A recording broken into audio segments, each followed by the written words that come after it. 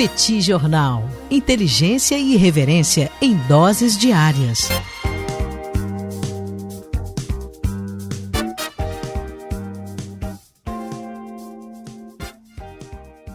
Olá, gente. Bem-vindos, bem-vindas ao Petit Jornal. Esse é o bate-papo número 1040. Estamos gravando numa live no YouTube do Petit Jornal. São exatamente 17 horas e 24 minutos da terça-feira, 17 de março de 2026. Cá está a dupla de costume, a dupla que você conhece de cor. Tanguy, o Bagdadi animado, contente, preparado, revigorado, resiliente, retumbante, descansado, tarifado em 15%. E também preocupado, cada dia mais preocupado com o cenário internacional. O professor Bagdadi está passando noites em claro, insônia aguda, em função das múltiplas preocupações que o cenário internacional pantanoso tem nos apresentado ao longo dos últimos tempos. E temos também Daniel Souza, que é esse que vos fala. Ao longo dos próximos minutos, vamos repercutir os principais acontecimentos internacionais das últimas horas. Como vai, professor Bagdadi? Tudo bem? Vamos a isso? Tudo bem, Daniel Souza? Vamos lá para esse bate-papo 1040. Um prazer estar aqui. São 17 horas e 25 minutos no horário de São Paulo. Estamos na capital paulista. Nesse momento, queria dar aqui as boas-vindas a todo mundo que está junto com a gente, pessoal que acompanha, está sabendo sobre a guerra, está sabendo sobre o mundo por meio do Petit Jornal. Um prazer estar aqui com vocês. Daniel Souza, boas-vindas para você também. E vamos lá, Daniel, vamos começar mais esse episódio. Aqui deixando as boas-vindas também a todo mundo que está acompanhando a gente pelo YouTube, pelo podcast, pela maneira que for. E, Daniel, claro que a gente vai falar muito sobre a guerra de hoje, né? Na verdade, a gente vai falar muito sobre a guerra hoje, né? É a guerra entre Estados Unidos e Israel contra o Irã. Mas eu queria antes, Daniel, só abrir um breve parênteses sobre um tema que já está rolando há algum tempo e que o clima da guerra, né, no Oriente Médio tem sido tão intenso que tem ficado para depois, mas eu acho muito importante comentar porque faz muita diferença para o Brasil. Na semana passada, o Parlamento Paraguaio aprovou por 53 votos a 8 a construção de uma série de prerrogativas inéditas que foram concedidas para americanos, o que na prática, Daniel, abre espaço para que os Estados Unidos instalem pessoal seu, militar, de inteligência, em território paraguaio. É sempre importante lembrar que quando a gente fala sobre a relação dos Estados Unidos com a América do Sul, o Paraguai tem uma posição muito especial, uma posição muito importante. Então, a gente está falando sobre alguns países que se tornaram grandes aliados dos Estados Unidos ao longo dos últimos tempos, El Salvador, a Argentina, do Milei, mas o Paraguai, né, liderado por Santiago Peña, é outro desses países e, na prática, você tem com isso a abertura da possibilidade dessa instalação de pessoal americano aqui, Daniel, do lado do Brasil. E essa prerrogativa que é aberta, né, ela determina que militares e civis do Departamento de Defesa dos Estados Unidos terão imunidade equivalente à de diplomatas. Né? Basicamente, Daniel, você está criando uma noção quase que de extraterritorialidade. Isso me lembra, Daniel, sempre que eu vejo isso, algo parecido com o que os britânicos exigiam de países latino-americanos no século XIX. É assim, se algum americano vinculado ali ao Departamento de Defesa fizer alguma coisa no Paraguai, vai ser julgado pela justiça dos Estados Unidos, não vai poder ser punido no próprio Paraguai, o que abre espaço, portanto, para uma enorme autonomia para essas pessoas atuarem dentro do Paraguai. Isso tudo está sendo aceito pelo Paraguai, o que significa que os Estados Unidos passam a ter uma enorme facilidade de ação naquela região. A gente sabe, Daniel, que uma boa parte dessa intenção, o que leva os Estados Unidos a terem, inclusive, pressionado, demandado, negociado com o Paraguai, essa possibilidade é a vontade dos Estados Unidos de estarem presentes na tríplice fronteira, a fronteira entre Brasil, Argentina e Paraguai, onde, segundo os Estados Unidos, há um ecossistema financeiro do Hezbollah. Lembrando que há uma comunidade libanesa importante na região da tríplice fronteira. Não é de hoje que os Estados Unidos afirmam que esses libaneses têm ligação com o Hezbollah. Seria de onde teria partido, inclusive, aqueles ataques contra a comunidade judaica na Argentina, na década de 1990. Até hoje, Daniel, não está muito bem comprovado que ligações são essas que tem com o Hezbollah. O Hezbollah tem atuação mesmo. Essa ligação entre o Hezbollah e o PCC, que, aliás, é um dos argumentos que os Estados Unidos utilizam para, talvez, reconhecerem o PCC, assim como o Comando Vermelho, como uma organização terrorista. Mas isso aqui é algo que o Brasil, particularmente, tem que prestar muita atenção. Quando a gente fala sobre a tríplice fronteira, a gente está falando sobre Paraguai e Argentina, que nesse momento são enormes aliados dos Estados Unidos. e o Brasil, que é um país que dialoga com os Estados Unidos, mas não é considerado um enorme aliado. Tanto é que, na semana passada também, né, nós tivemos aquele evento lá na Flórida, em Doral, em que Donald Trump convidou seus aliados e o Brasil não esteve convidado. Aliás, não seria muito lugar do Brasil mesmo. O Brasil não é um aliado, não é, nesse momento, um aliado dos Estados Unidos nessa prateleira, né, nesse nível de adesão ao projeto americano aqui na região. Mas é importante o Brasil ficar atento, ficar de olho, pelo fato de que a gente pode ter instalação, aliás, provavelmente teremos a instalação de bases americanas no Paraguai, o que pode significar bases americanas colados na fronteira com o Brasil, tendo agentes americanos com enorme liberdade de atuação em solo paraguaio. Sabe-se lá que impactos isso pode trazer para o Brasil, Daniel. Aliás, Tagui, nós chegamos a mencionar há alguns dias aqui no Petit Jornal que uma das justificativas do governo americano para classificar ali o Comando Vermelho e o PCC como organizações narcoterroristas estava justamente nessa argumentação de que haveria ali algum tipo de conexão com o Hezbollah na Tríplice Fronteira e que, consequentemente, esses grupos poderiam ser potencialmente parceiros na lavagem de dinheiro e no auxílio às operações desse grupo na Tríplice Fronteira brasileira. Chama muito a atenção essa aproximação dos Estados Unidos em relação ao Paraguai, e isso pode, claro, trazer enormes implicações para o Brasil. Voltando para a nossa discussão em relação ao Oriente Médio, Tanguy, no episódio de ontem, nós destacamos a passagem de petróleo que tem acontecido no Estreito de Hormuz e destacamos que alguns países têm sido mais impactados do que outros. E uma das coisas que eu cheguei a dizer é que o país menos impactado no Golfo Pérsico tem sido justamente a Arábia Saudita. E no dia de hoje eu trago a explicação para isso. A Arábia Saudita está fazendo um enorme esforço para exportar petróleo não através do Golfo Pérsico, mas através do Mar Vermelho, do outro lado justamente da Península Arábica. E a partir do Mar Vermelho você pode alcançar o Mar Mediterrâneo através do Canal de Suez ou pode alcançar ali o Oceano Índico e buscar mercados naquela direção do planeta. Eu estou falando especificamente do porto de Yanbu, que fica na costa do Mar Vermelho do território saudita. Ao longo dos últimos dias, esse porto registrou 64 navios petroleiros embarcando petróleo e levando petróleo para os mais diferentes destinos. 64 navios até o dia 13 de março, considerando aí o período total do conflito. Isso significa 21 vezes mais do que no mesmo período de 2025. Num único dia, em 10 de março, você teve um pico de 22 navios petroleiros naquele porto saudita, embarcando petróleo e levando petróleo para os mais diferentes destinos. Antes da crise, 80% das exportações sauditas saíam pelo Golfo Pérsico, via Hormuz, e apenas 20% pelo Mar Vermelho. Agora, existe aí um esforço de um fluxo sendo desviado por um oleoduto de 1.200 quilômetros que liga o leste produtor ao oeste exportador. Mesmo com o desvio, a Arábia Saudita tem sofrido aí um impacto relevante nas suas exportações. E você também tem um outro ponto de atenção. Afinal, o petróleo pode ir para o norte, em direção ao Canal de Suez e Mar Mediterrâneo, ou pode ir para o sul, para alcançar justamente ali o Mar Arábico e o Oceano Índico. O problema é que indo para o sul, você tem que passar no Estreito de Bab el-Mandeb, que acaba sendo um ponto potencialmente de ataques dos Houthis do Iêmen. Ou seja, se correr o bicho pega, se ficar o bicho come, você acaba tendo ali a Península Arábica com as duas saídas em direção ao sul, com pontos realmente de vulnerabilidade, mas de qualquer maneira são os sauditas tentando buscar alternativas para minimizar o impacto sobre as suas exportações de petróleo. E, aliás, Daniel, não faz muito tempo a gente falou aqui que o Irã estava meio que convocando os seus aliados na região, entre eles os Houthis. Uma coisa que vem sendo muito notada é que até agora, desde que esses ataques começaram, desde que você teve inclusive a morte do líder supremo do Irã, né, o Ali Khamenei, a gente não teve uma participação muito intensa dos Houthis.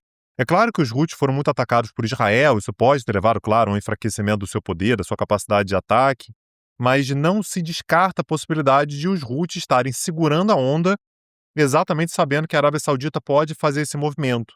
E agora os Houthis começarem ataques contra navios que transportem petróleo saudita. Então, claro que se passar pelo Estreito de Bab el-Mandeb, você tem um risco maior, porque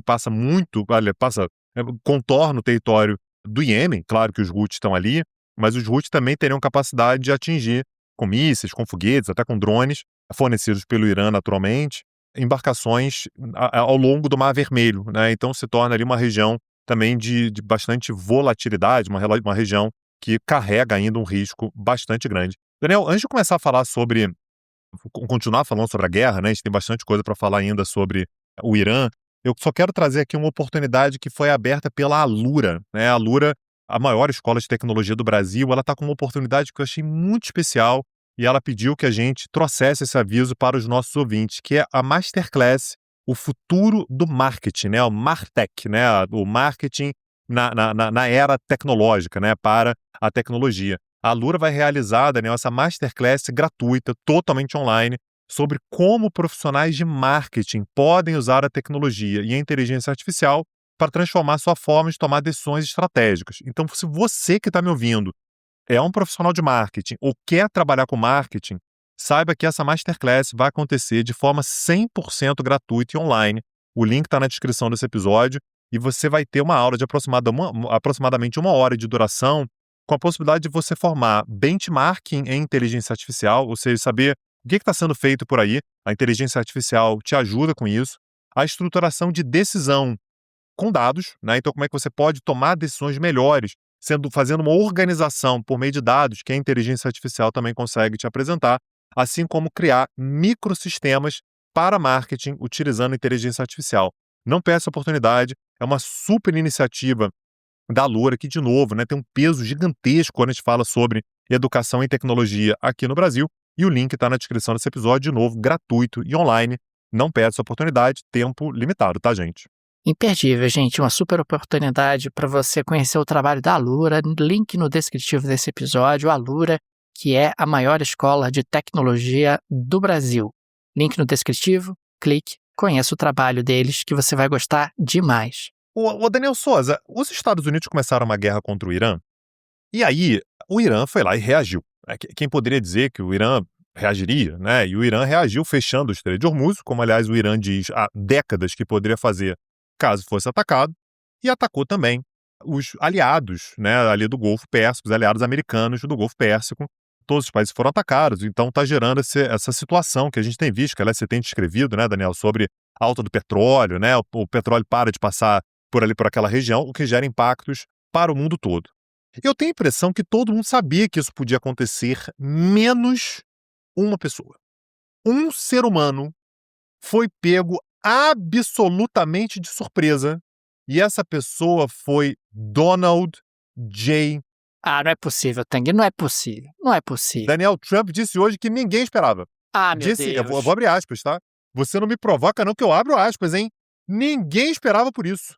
E ficamos chocados. Os maiores especialistas, ninguém pensou que eles iam atacar os vizinhos árabes do Golfo, Daniel Souza. Você fica dizendo que Donald Trump estava informado. Ele não sabia, ele não tinha como saber, Daniel. Ô, Tang, mas tem um podcastzinho aí que fala de temas internacionais que no ano passado, quando houve um ataque, né, um ataque ali pontual dos Estados Unidos ao programa nuclear iraniano, levantou essa possibilidade, Tanguy. Levantou a possibilidade do fechamento do Estreito de Hormuz, de ataques em outros países da região para tentar, de alguma forma, bagunçar o tabuleiro e, consequentemente, trazer repercussões para os Estados Unidos. Mas se esse podcastzinho sabia, o presidente do United States of America não sabia, Tanguy, não leu o relatório. Devia ter relatório ali na mesa dele, muitos relatórios, se avolumando ali na mesa dele. O Daniel, sabe por quê? Sabe o que acontece? Você persegue o presidente Trump. Ele não sabia, ele está te falando que ele não sabia. Ele falou várias vezes, ele foi perguntado várias vezes, e ele disse que não sabia que o Irã poderia reagir dessa maneira. Então, funcionários da inteligência, de forma anônima, porque não são doidos também, disseram que, olha, ele foi avisado formalmente algumas vezes, mas Donald Trump sustenta que não sabia, não tinha como saber, Daniel, não tinha como saber. Então, assim, isso apenas reforça, né, Daniel, aquela tese que a gente já está tem algum tempo, que é de que o Trump imaginou, né, que uma ação contra o Irã seria algo fácil, seria algo rápido, seria algo tranquilo. Quero reiterar algo que a gente já falou aqui várias vezes. O Irã não é o Iraque, o Irã não é o Afeganistão, o Irã não é a Venezuela. O Irã é um país muito mais poderoso e, reitero, o Irã é o país mais poderoso com o qual os Estados Unidos entraram em guerra direta desde a Segunda Guerra Mundial. Desde a Segunda Guerra Mundial, não teve nenhum país. Isso não era difícil de saber. O Irã é um país grande, é um país que tem uma economia importante, é um país que tem forças armadas que estão preparadas para uma eventualidade como essa há muito tempo. Então, isso apenas dá mais força, Daniel, para algo que a gente vem ouvindo, vem lendo em alguns lugares e tal, que essa decisão de atacar o Irã foi tomada a portas fechadas entre Donald Trump e amigos empresários que consideravam que, olha, dá para fazer algumas ações ali na região, dá para a gente derrubar lá os ayatolás e tal, mas sem uma consciência muito grande, sem uma profundidade muito grande. A impressão que dá é que, de fato, o Departamento de Estado, quando eu falo Departamento de Estado, eu não estou falando do Marco Rubio, tá? Eu estou falando sobre funcionários do Departamento de Estado, o próprio Pentágono, funcionários do Pentágono. Estou falando do alucinado do Hegseth, né? Que é outro doido, né? Que provavelmente, inclusive, dá força para isso. Eu estou falando de pessoas que entendem do que estão falando, que conhecem, que são informadas, que provavelmente essas pessoas não participaram dessa decisão, senão você não tomaria uma decisão como essa. E agora, os Estados Unidos estão se dizendo surpresos com a reação, como está difícil voltar atrás, e inclusive, Daniel Souza, como talvez falte, inclusive, possibilidade de continuar nessas ações, né? É verdade, Tanguy. Aliás, se o Donald Trump tivesse contratado a palestra do Petit Jornal, ele teria sido avisado. Mas não contratou a palestra do Petit Jornal, acabou perdendo aí uma ótima oportunidade de estar mais bem informado sobre os riscos que ele estava correndo ao tomar essa decisão. E sim, quando a gente pensa no fôlego dos Estados Unidos para a continuidade da guerra, nós temos aqui um dado extremamente preocupante, porque os Estados Unidos e aliados do Golfo já utilizaram mais de 1.000 mísseis Patriot, cerca de 2 vezes a produção anual. Quer dizer, os mísseis que foram utilizados nessas poucas semanas representam o dobro da produção anual de mísseis Patriot. E é interessante observar que a gente está falando de um míssil que custa aproximadamente 4 milhões de dólares. Se você usou 1.000 mísseis Patriot, na prática, você acabou gastando aí 4 bilhões de dólares apenas nesses mísseis. E existe a informação de que os americanos estão redistribuindo esses mísseis, estão trazendo esses mísseis de outras bases americanas, fundamentalmente bases americanas no exterior, em países como a Coreia do Sul, por exemplo, e esses mísseis estão sendo levados em direção ao Oriente Médio para reforçar a capacidade de fogo do Exército e da Marinha dos Estados Unidos. E é impressionante observar, Tanguy, que quando você olha para esse ritmo, eles não vão aguentar. Quer dizer, os Estados Unidos não têm como manter esse nível de tensão, esse nível de ataque por muito mais tempo. O próprio Trump, volta e meia, diz que o conflito está acabando, mas que ainda tem questões a serem resolvidas, etc. Aí depois ele diz que precisa da ajuda dos aliados para abrir Hormuz. Aí no dia seguinte ele já diz que não precisa de ninguém, os Estados Unidos podem abrir Hormuz sem a ajuda de qualquer tipo de aliado. O fato é que o tempo está correndo contra os Estados Unidos e os iranianos sabem disso. Os iranianos sabem que o tempo é seu aliado e é inimigo dos Estados Unidos dentro do atual contexto. E aí faz ainda mais sentido a gente lembrar que o Irã utiliza aqueles drones que são de baixo custo, né? São drones que custam ali coisa de... o valor ele é estimado, tá? Mas ele é estimado entre 20 mil e 50 mil dólares, o que é um drone muito barato. Então o que o Irã faz? Fica mandando esses drones em direção a aliados dos Estados Unidos, em direção inclusive a Israel, e esses drones eles são abatidos. Alguns deles são abatidos por outros mísseis, por mísseis menores, outros são abatidos por drones de perseguição. Você tem outros tipos, mas muitos deles já foram abatidos até agora por mísseis Patriot.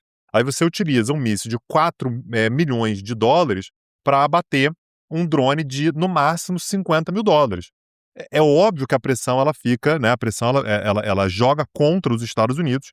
Isso acaba se tornando, na prática, um problemaço. Aliás, Daniel, uma coisa que denota, né, um pouco essa discussão que a gente tem feito sobre se os Estados Unidos conseguem manter isso durante mais tempo, né, um conflito como esse, e o risco os Estados Unidos se envolveram a entrar num conflito como esse, que entraram, mas não sabem como é que vão sair.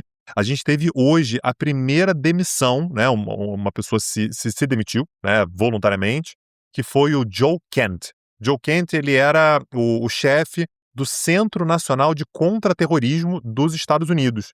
E ele disse que eu não posso, abro aspas, eu não posso, em good conscience, né, em consciência, né, de livre consciência, continuar apoiando essa guerra no Irã.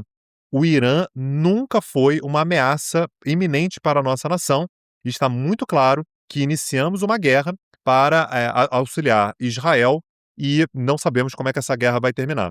Então, esse é um primeiro caso, né, de alguém que diz, olha, essa guerra aí, ela não podia ter acontecido. Os Estados Unidos não podiam ter se envolvido nessa guerra porque os Estados Unidos não tinham uma ameaça iminente oriunda do Irã. Podia ser uma ameaça lá na frente e tal, mas uma guerra considerada irresponsável. E, aliás, a gente tem, daqui a algumas poucas semanas, né, o início da Copa do Mundo. E o Irã tá, né, classificado para a Copa do Mundo. E quando você pega a tabela, Daniel, o Irã está no grupo G, junto com Bélgica, Egito e Nova Zelândia, e tem agendados 3 jogos, né, os 3 jogos da primeira fase, sendo 2 em Los Angeles e 1 em Seattle.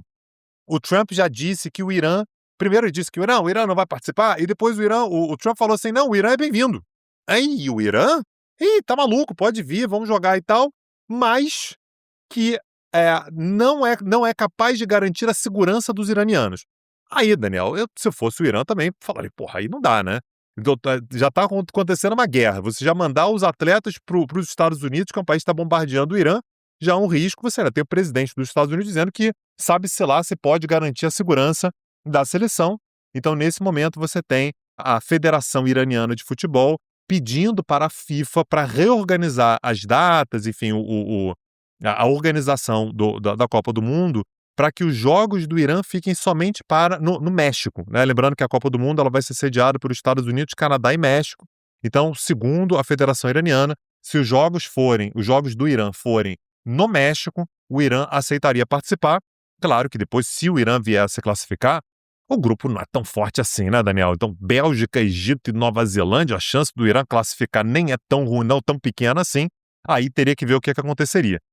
Cá entre nós, Daniel, acho muito difícil. A gente sabe que a FIFA trata Donald Trump como se fosse um imperador, então não vai fazer isso para acomodar o Irã, ter que mudar as datas, mudar a logística, mudar tudo, mas essa é assim, a chance maior, me parece, nesse momento, de fato, do Irã ficar de fora, e a FIFA vai ter que arrumar um jeito de colocar alguém, né, alguma outra seleção, no lugar do Irã, mas você vê como é que afeta até mesmo uma das maiores competições esportivas do mundo, que é a Copa do Mundo, Daniel. E é claro que também o Irã tem que, no caso de uma negativa, pode sempre argumentar o seguinte, olha, eu tentei, né? Eu fiz um pedido, é uma condição extraordinária, meu país está em guerra, etc. Como a FIFA não pôde atender o meu pedido, infelizmente eu terei aqui que declinar e não participar do torneio.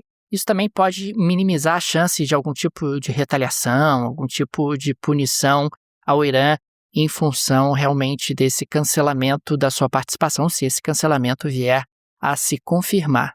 Tanguy, registro rapidamente que a situação econômica na Venezuela ela piorou desde a queda de Nicolás Maduro. A situação econômica era horrorosa na Venezuela, mas nós tivemos aí uma piora. A produção de petróleo recuou, ela recuou para algo em torno de 780 mil barris por dia, e a inflação anual saltou de 475% para algo em torno de 600%.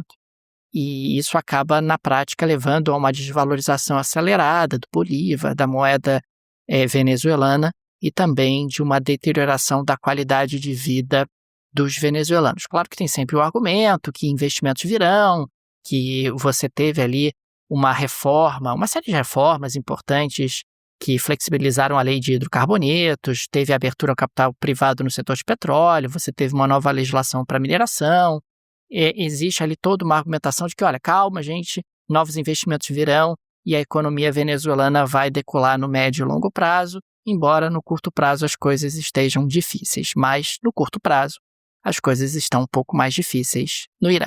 Ô, Daniel Souza, conduzindo a gente para a gelé da Shakira, eu falei que Donald Trump foi pego de surpresa, absolutamente de surpresa com tudo que está acontecendo no Oriente Médio, mas já teve um momento em que ele não foi pego de surpresa, é verdade? É verdade, Tanguy, pelo menos é o que o Donald Trump disse. Não foi a primeira vez que ele disse isso, mas nessa última segunda-feira, dia 16 de março, o presidente dos Estados Unidos afirmou diante de jornalistas que ele é um homem que tem clarividência, é um homem que prevê o futuro, é um homem que enxerga longe.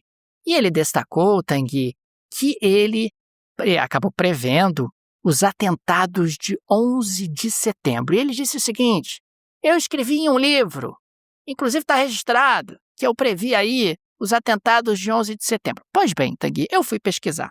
O livro em questão é o The America We Deserve, publicado no ano 2000.